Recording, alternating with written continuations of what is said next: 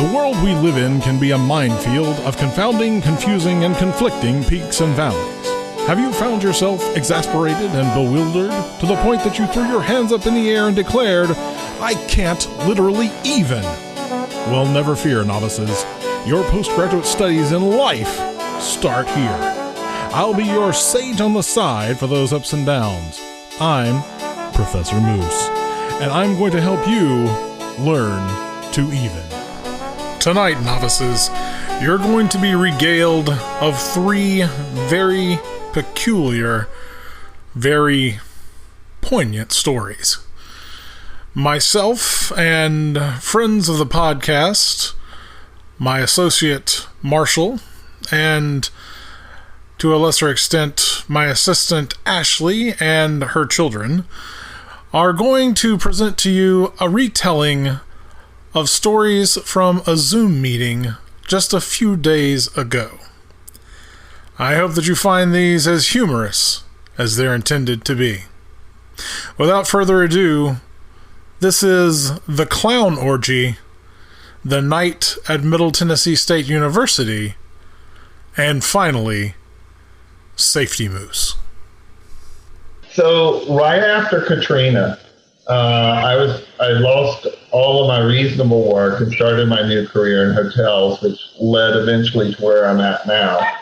I was working a night shift as a night auditor in the French Quarter, one block off of Bourbon Street. And so it was around 6:30. I'd gotten off work. This is maybe 6 weeks after Katrina, okay? And everything was still fucked up. And the only place that was really open was the Quartermaster, which I'm pretty sure you've probably gone to get some food late at night. It's on Bourbon Street, it's about a block up from St. Anne. And I go into it, and it's owned by two, 3,000-year-old transsexuals. They're not drag queens. They just dress like women. They're transsexuals. There's a difference, if you don't know. And so this 80-year-old man is working the counter at 5:30 in the morning, 6:30 in the morning, in his sequin dress, his beehive, fucking hairdo, his nails and everything. And I may be about 5 people deep, in line, Behind him at the cash register is a big bay window, big bay window. You can see the street, you can see the other side of the street. And as I'm waiting with my grits and my sausage and just wanting to fucking go home, I see a clown. Just leave an apartment building, leave one of these little shops. And this clown had a rough night. He was pretty deep the fuck up. His nose is over here, his makeup's all fucked up, his little balls are everywhere, and he just kind of stumbles down the street. I'm thinking, New Orleans? That's not altogether unusual. I'm just going to keep walking. So I'm now about 3 people deep. And another clown leaves this building. And it looks like it has had a tough night. Now I'm 1 deep. 2 or 3 more clowns leave this house, and they look like they've been fighting for their life all night long. And I'm like, this is weird. This is not right. Why are these clowns departing this building? What? It's just barking them up one after another. Multiple clowns are exiting this building. And finally I get up to the cash register. I put my grits, my sausage down. She weighs it, she charges me. And I look at her and I say, what's the deal with the clowns? Okay. And she looks at me and goes, honey, you don't want to know. And let me tell you this, Ashley.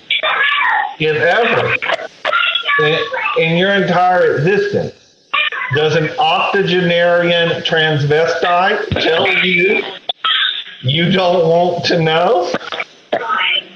You don't want to know. But I'm a foolish man.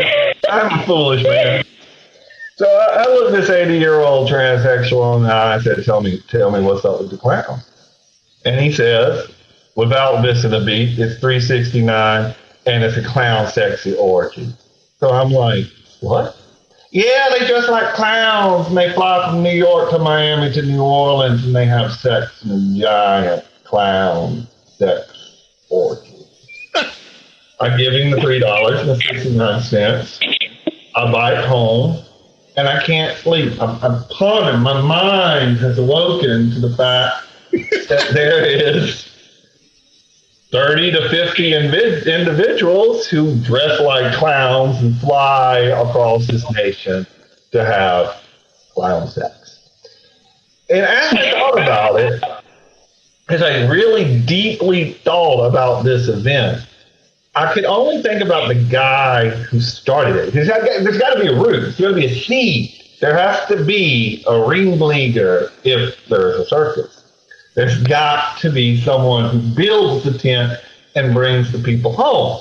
And I'm envisioning some guy in 1970, he's about 9 years old, and Ronald McDonald comes on the screen, and he's scared as shit, and his dick gets hard as a rock. And he's like, that's it. I like clowns. That's what does it for me. And he doesn't alter. He doesn't stray from that path. Every Ronald, every, Krusty the Clown, every single clown that this man sees, Bozo, Captain Kangaroo, he's rock hard.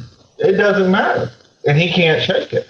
So it's by probably now the 80s, and he's maybe starting his career out. And he decided, I can't hide this no more. I can't live like this. I have to have sex with a clown. Or perhaps as a clown. Because everyone knows like draws like. So he goes out, invests his money, learns how to put on clown makeup, dresses like clown, and somehow sitting down a bar, he looks across at someone and says, hey, I got a clown outfit. You wanna fuck me in it? And somewhere said, hey, I'm in. Let's make this happen. Okay? And somewhere, I don't know, maybe by now he's 25 years old. And he's run out of every clown fucker he can find in every bar or wherever Plum Dick town he comes from. And he said, I got to have more. I've tasted the forbidden balloon. It has twisted me into many shapes. I need multiple clowns at once. So this is before the internet, actually. He couldn't pick up TikTok or Grindr or Clown Fuckers R Us. He's got to put an ad in a newspaper that it's split. He got to pay real money. It says, hey, I got a clown outfit. I got one for you. Come over. Let's dress like clowns and fuck. And somewhere someone had to be. Yeah. I mean. And so over the years, this motherfucker has built an empire of clown fuckers. He's found them all over. He's found them high and low. And he's got to the point where he's got, shit, I gotta rent a hotel room. I gotta rent a convention center. I got to organize. I got to plan. I gotta have a room ready. I have to do. There's so many clowns out there, and we all gotta fuck. And so they built an organization of clown fuckers. 30, 40, 50 of them spending hundreds of dollars flying across the world to meet up and get it on. Oh my God. As I was getting tired, it dawned on me. Ashley, if ever you wanted to know the meaning of life, I'm about to part it to you. Should you be sitting at a table, your marriage is falling apart, and you're trying to put it all back together, and some guy's sitting across from you and he's telling you everything, and you just think to yourself, nope, this ain't working. If that guy can make himself happy, I don't have to settle for this asshole. If he can do it, Surely as hell I can't. So you just look at him in the eye, Ashley, and you say, you ain't the clown for me.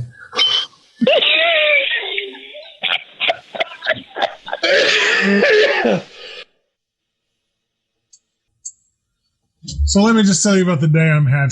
To begin, I'll first say that I'll be going with the local Find Me Alpha chapter to a retreat to a cabin out by a lake this weekend. So last night I get back to my room around 10 p.m.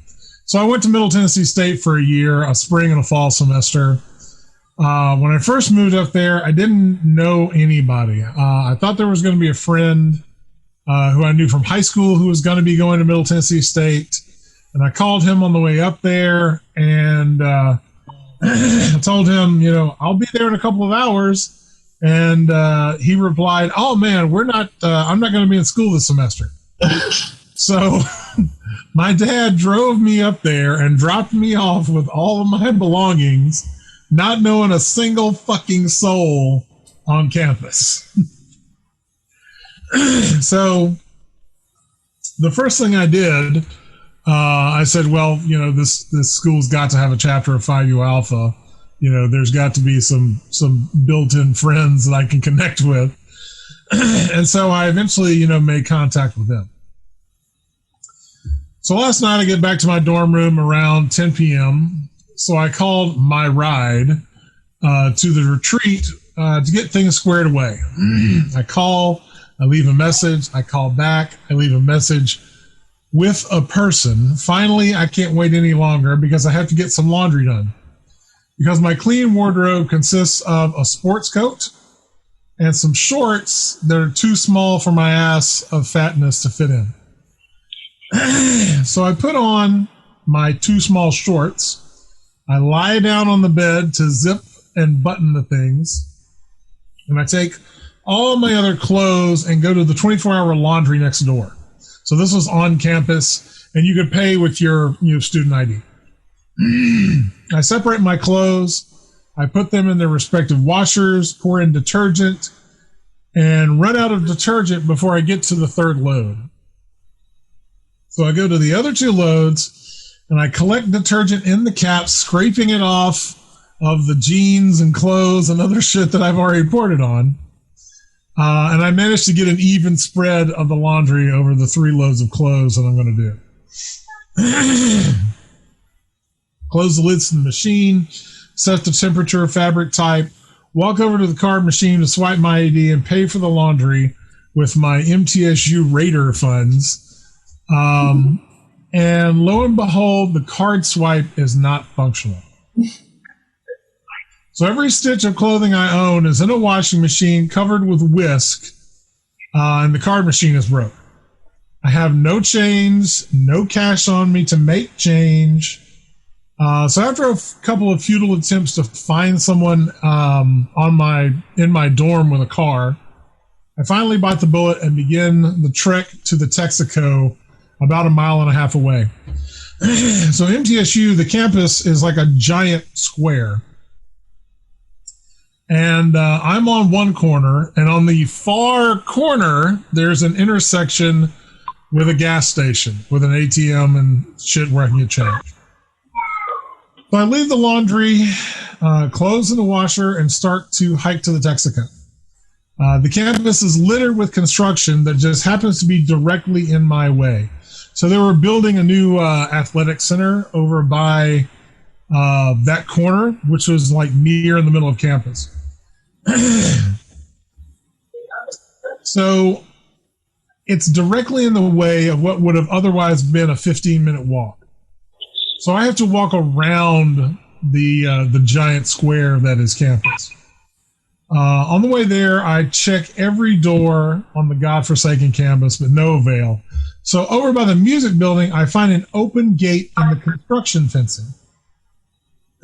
Not your regular fence gate, mind you, but I didn't look close enough and realize that when I walked in. So I push the unlocked gate open and walk through, and as I turn around to keep walking, I hear a click, and the gate is now locked. I look back, and there's a magnetic time lock on this gate, and I say, oh, for joy. I wander around the construction site in my sandals and too tight shorts until finally I find another gate, just a plain old fence gate, chained up, but with a gap between the gates of about 12 inches. I decide I can squeeze my gigantic ass through that thing. And so I study it for a moment, and the only way to get through is to lie down on the gravel and red clay of the construction site and wriggle under this gate. So I get down, and that's what I do. So in the process of trying to wriggle under and shape my body into a flat plane, I managed to bust open the crotch of my too tight shorts. So there's a massive gash in my forearm. So I cut myself on the fencing. I bust the crotch of my shorts open, and I scratch up both legs just awfully, writhing on the gravel to get from under this thing. So finally, I cover half my body in dirt, and I squeeze through. I walk out to the sidewalk near the road on the campus's west border, and I'm in sight of the Texaco. So I finally make it to the Texaco after about 300 yards of walking. And there I peered out of the construction site, and I just cursed everything I could think of. I finally get to the Texaco. So all I want to do is use the ATM and get a roll of quarters. Rolls of quarters, as you know, come in $20 rolls. So I'll just get some extra cash. I get 30 out of the ATM, which isn't one of my bank's ATMs. So it charges me $5 for the trouble. I get the cash. I make myself a gigantic fucking slush puppy. Okay. Because I'm tired and I'm hot and I'm frustrated. And I go up to the counter and ask the attendant for a roll of quarters, and he won't give it to me. Because he only has so much change to work with at night. It's 1:30 in the morning when I get to the Texaco. So finally, I get $2 in quarters and the rest in 10s, 5s, and 1s. So I go back. I head back to campus, cross the street, and I'm not going to the laundry. I'm not going to my dorm. I'm going to another dorm that's about 200 yards from mine, because that's the nearest change machine to the laundromat. I get over there, and I decide, to hell with the sidewalk. There's this giant lawn, okay? This huge, just rectangle of grass next to the basketball stadium. And I'm just like, I'll just cut across this thing. It'll be fine. You're not really supposed to walk on it, but it's 1:30 in the morning, and it'll save me some time and frustration.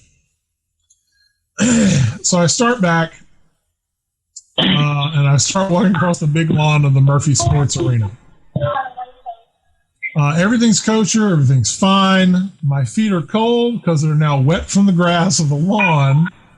And the grass is about 6 inches deep, but I can deal with that. As I'm walking, one of the straps on my sandals breaks, sending me to the ground with tremendous velocity. Now I have twisted my ankle, I've ripped my clothes, I've cut myself, I've destroyed some old shorts, I've broken my sandals, gotten filthy, and when I fall down, I've got this enormous slush puppy, and I fall flat on it. And when I fall flat on it, I don't just crush it. I shoot it like a geyser directly into my face and up my nose. So I'm lying there on the ground, broken sandals, covered in Mountain Dew and Coca-Cola slush. I just fucking lost it. And I screamed so hard that I hurt my own ears. Son of a bitch! I laid there on the ground for a minute or two, and I finally got my grip on reality. So I picked myself up and I brushed myself off, and off I was again. So now I've made it to the center of campus. And of course, at this time, all the late night traffic from the people who have been at their, fraternity parties and just hanging out are starting to pour back into campus. And they are driving by me, honking their horns, pointing, laughing. And I hexed them all. But finally, I made it to where I was going. It was Ezel Hall. I got the needed change from the change machine. I walked over to the laundry, and I did my clothes. And so as I was leaving, I got all my clothes in. I had this one giant thing to cart it back over to my room with. And I noticed there's something shiny sitting on top of one of the washers. So I walk over there and I pick it up, and it's a KA pledge pin. And I just thought, well, how about this? A present for me. So I take it and I clip it to my watch band, and I walk to my dorm. I managed to get in the bed by 4 o'clock. I woke up at 8:30, and I had a 9 o'clock class to make it to. As I woke up and I thought, okay, I've got half an hour to get to class, I remembered that this was my semester final for that class. So I didn't have, this was a recording studio class, and so I didn't have a tape to record on. So first I had to dress and then run my fat ass to the bookstore in order to buy a tape. So I get over there and I buy a tape, and I walk in, and I've got a partner.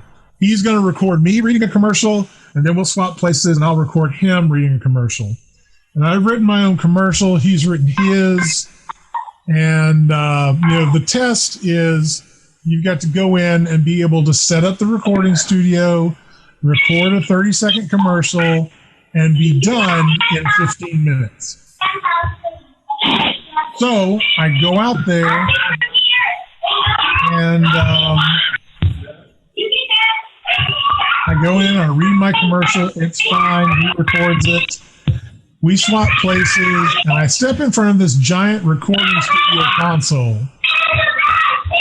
and I absolutely blank. I look down, and my partner, is in the studio. He's ready to go. He's waiting on me. The professor clicks his stopwatch, and 5 years of audio production knowledge at this point just says, "See ya." So I have 10 minutes to make a 30-second radio ad. I have to patch cables, set up cue stands. I have to get the talent so they can hear himself, so he can hear the music and me. I've got to collaborate the tape machine, set the mix level, set the control room level so I can hear everything. I need to run through the commercial, then record it to tape. I did fine till I made one little error, and it's totally hung me up. So I stood there just staring at the console. And I said, "White, what's wrong?" Suddenly the professor goes, "You've got a little over 2 minutes." And so everything just went into slow motion. I recheck everything. I recheck it again. "Professor, 15 seconds. I just look at the mixing console and just go, "Fuck." And so the professor goes, "Time." And so I just shake my head and shrug. I didn't get the first fucking thing put on tape. I had the highest average in the class until then, and didn't get the first thing put on tape. So then I have to go into the studio, read the commercial I've written for my partner, who does everything perfect without a hitch and has 2 minutes to spare. So I just turned in the public address voice and made one hell of a good commercial. Professor told me I set everything out really well. I just got hung up. They said it wasn't a total disaster, but they were being nice. I was mortified. So I showed the pledge pin I found and strapped to my wrist to my partner, who happens to be a Sigma Nu. And he said, "You should bring that to the house. We could have some fun with that." I gave it to him, and I said, "Here, keep it." He said, "You don't want it?" I said, "The hell am I going to do with a KA pledge pin?"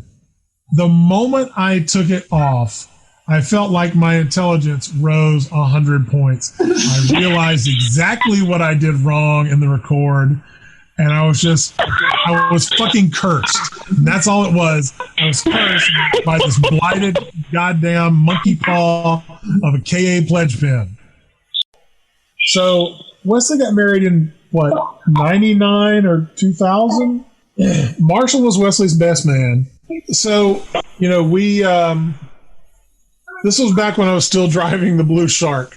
And so Marshall and I rode down there.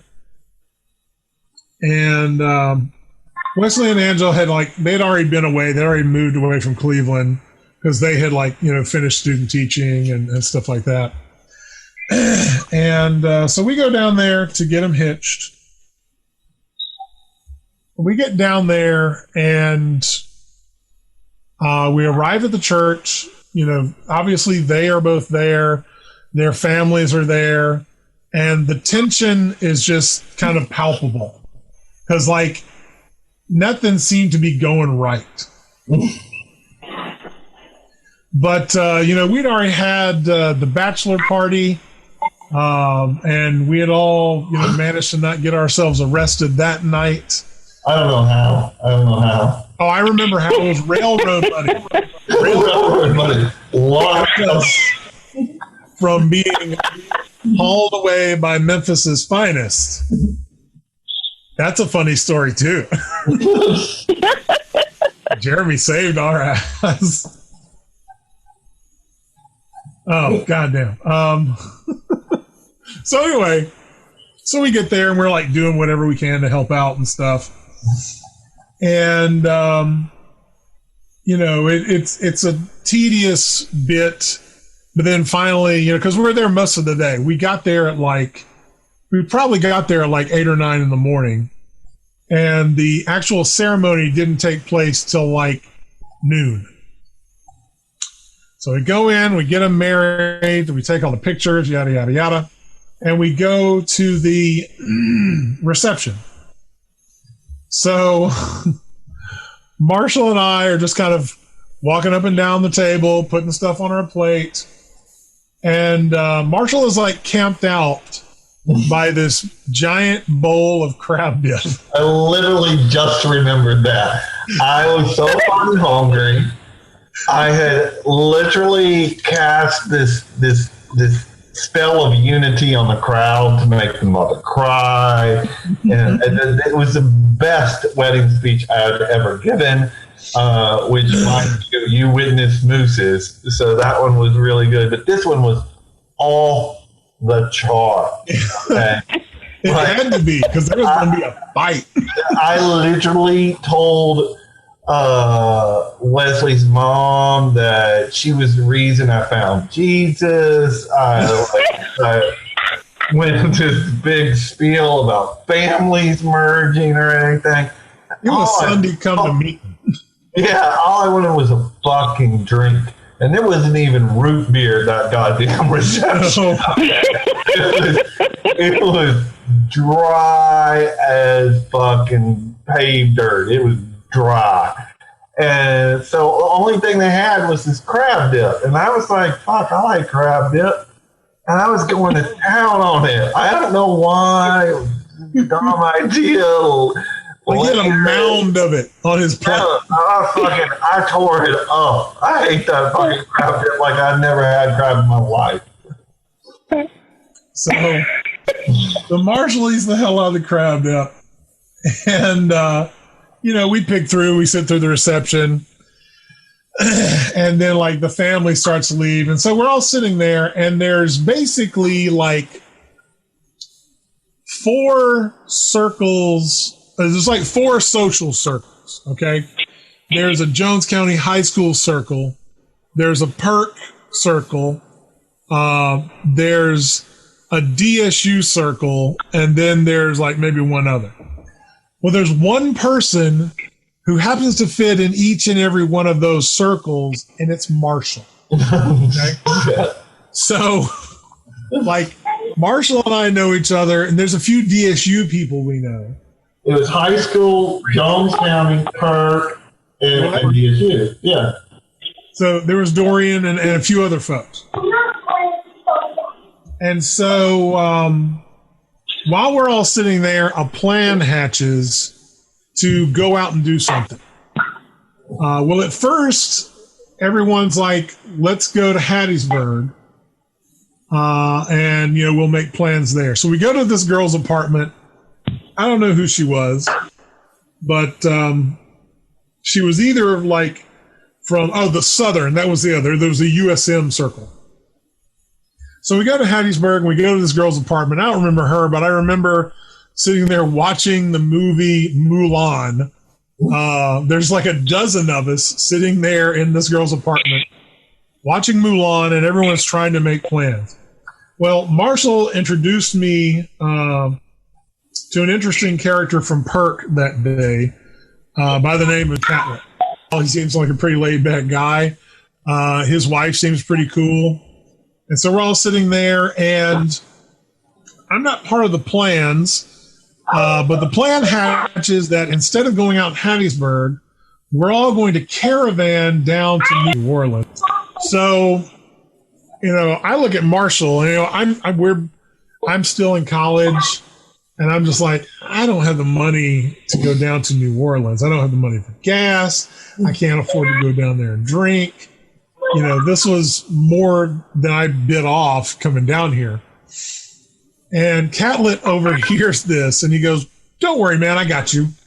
And I said, okay, fine. We'll ride with you, and you buy drinks, and I'll get you some other time. And so that's what we do. Marshall and I pile into the truck. We leave my car in Hattiesburg. We pile into the truck with Catlett and his wife, and we go down to New Orleans. So we get down there, and the first place that we go, we go to Pat O'Brien's, and the service is kind of slow. So by the time they come around to take our orders, I decide I'm going to get several drinks at once. So 2 or 3 people order hurricanes. And I start off the night with a hurricane, a mint julep, an amaretto sour, and a Boilermaker.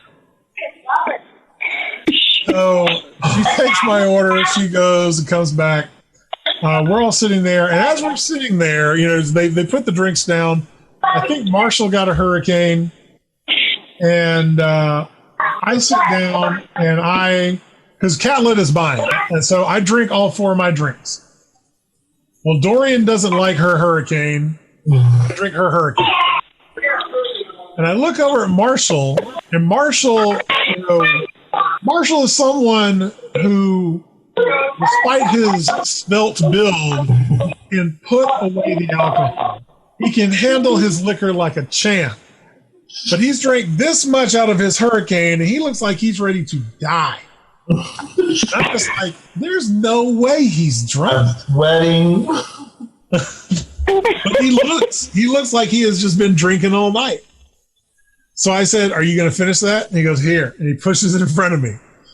So I drink his hurricane. So my hurricane, his hurricane, Dorian's hurricane, and my 3 other drinks. Right? So the girls in the group, many of them decide they want to go to the Oz. And there's a gay guy with us named Dustin. Nobody really knows Dustin. He knows them. They all go to Southern or something together. And so they pick up and they go to the Oz, and we hang out at Pat O's for a while. Well, we're hanging out there, and then someone comes up and they talk to Marshall. And one of the girls wants to get Dustin out of the Oz to go somewhere else, but they won't let them into the bar without paying a cover. Because they're girls. And it's a gay. So they come and they ask Marshall to go in and get Dustin out of the bar. And Marshall still has barely enough state of mind to nod in assent. So Marshall, like the Walking Dead, begins to lumber down the street. And so Catlin and I are trailing behind him. Catlin and I have linked arm in arm, and we are skipping down the road like it's the motherfucking Wizard of Oz. And so Catlin looks at me and he goes, "Hey, Moose, have you ever had a hand grenade?" And I hadn't. And so I said, "No, I've never had a hand grenade. I've never heard of a hand grenade." And so Catlin looks at me and goes, "I'm going to get you a hand grenade." And so he disappears for a moment. And meanwhile, it's taking us a while to get down there because Marshall is literally like just using willpower alone to move his muscles to walk down the street. So between the time we leave Pat O's and get to the Oz, Catlin has gone to get multiple hurricanes. So by the time we get to the Oz, I think I've already drank 6. And I was just like, this is good. I can't taste the alcohol or anything. And so I'm just like, chugging them, killing hurricane. Well, by this time, I am fully inebriated. I am drunk. All is desperately trying to shut me up and keep me quiet. So Marshall disappears into the bar. And this is where I will let you take the story. I entered the bar, and it felt like I was giving birth to live lobsters in my intestines. I was not in a good place. I was cold sweats. My back was wet. I was delirious, and I had been drinking. Okay, unbeknownst to me, I was pretty fucking inebriated too. And then I went upstairs and I got very lost and I drank some more. I found this Dustin character who I still don't know who he is. And I told him I didn't like him very much and I had dismissed him from court. He was no longer part of our party and he was to go back from whence he came. And I was not going to seek him out anymore. He had lost favor with me. And I told him those trashy USM girls were looking for him. So he went to go find them, and I look out there, and I see Moose is down amongst the street and he's yelling and causing a provocative scene. I'm up on the balcony. I'm like, oh, I got to get back down there. I'm never going home. I feel sick. So I went down, and I found Moose, and I told him to go to a hotel a few blocks away. So we went into the hotel. The hotel staff was known to police that we had entered their lobby, and there was no such thing as a public restroom in New Orleans. And I was to depart the vicinity immediately. I was to be gone, be off of you. You don't belong here.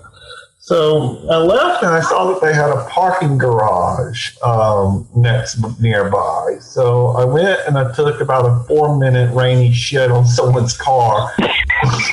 Between our cars. I really drenched that car. I mean, I must have done immense damage to it. I can't imagine what they thought when they got back to their vehicle.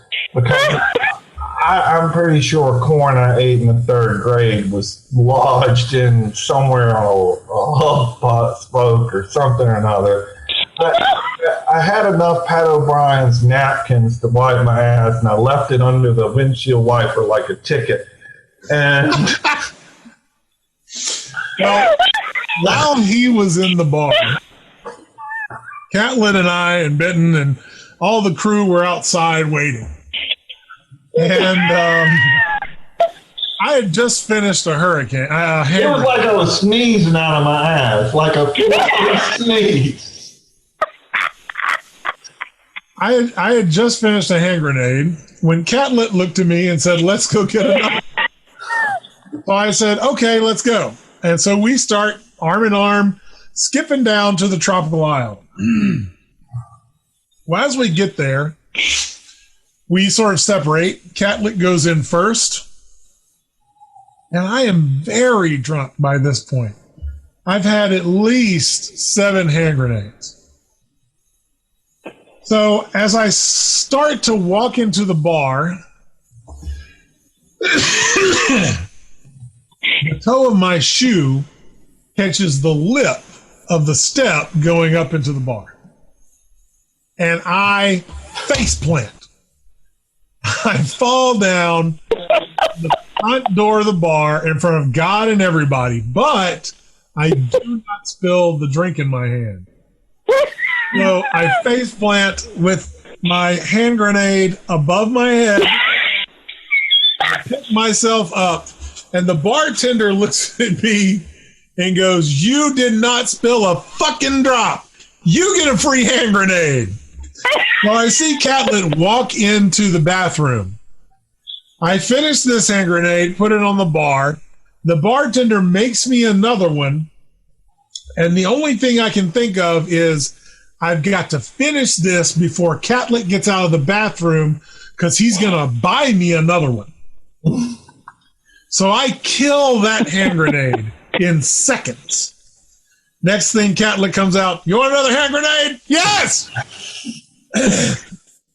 So Catlett buys us each another hand grenade, to which I drink walking back down to the Oz.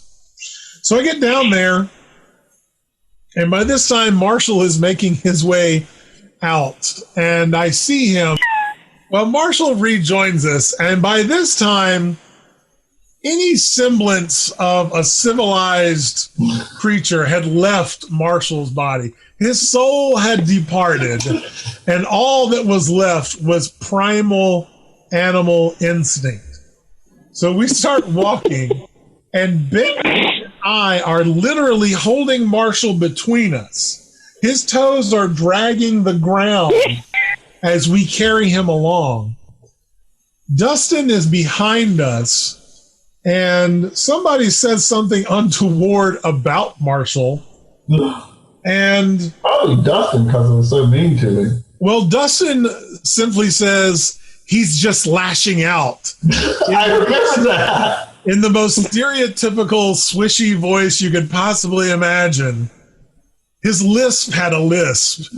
And Marshall came to life for a split second, spun around and sprung forward to tear his head off. Then he leapt out of the way, and I managed to grab Marshall midair by the waist and set him down in front of me and just push him forward.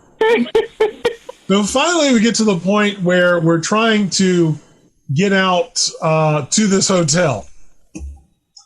We're going through alleyways, and there's one point where Marshall and I are literally both just crawling on our hands and knees in an alleyway in New Orleans.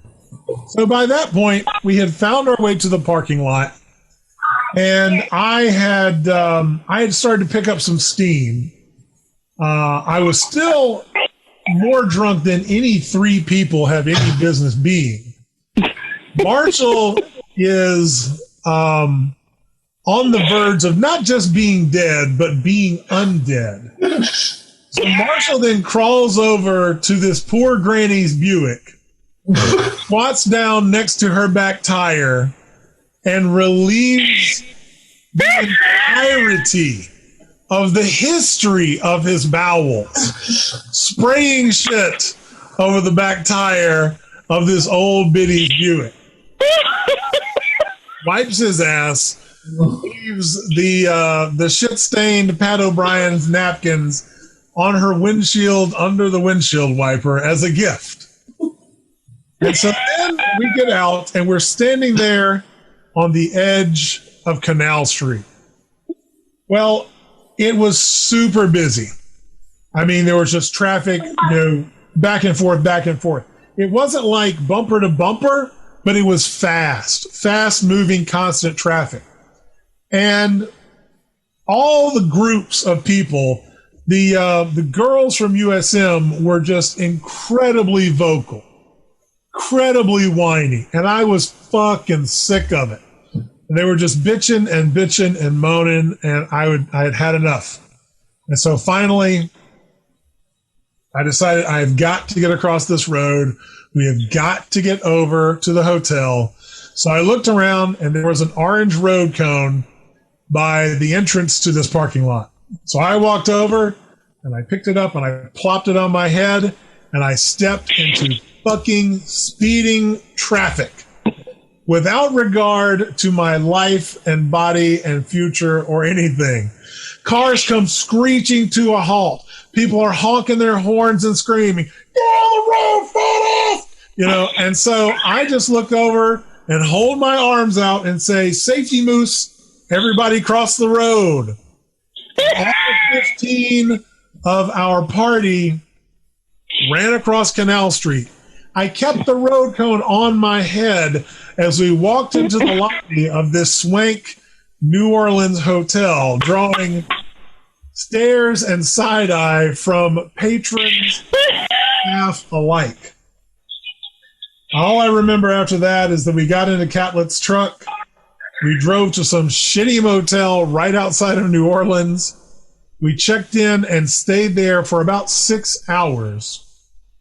I woke up and I was on my knees.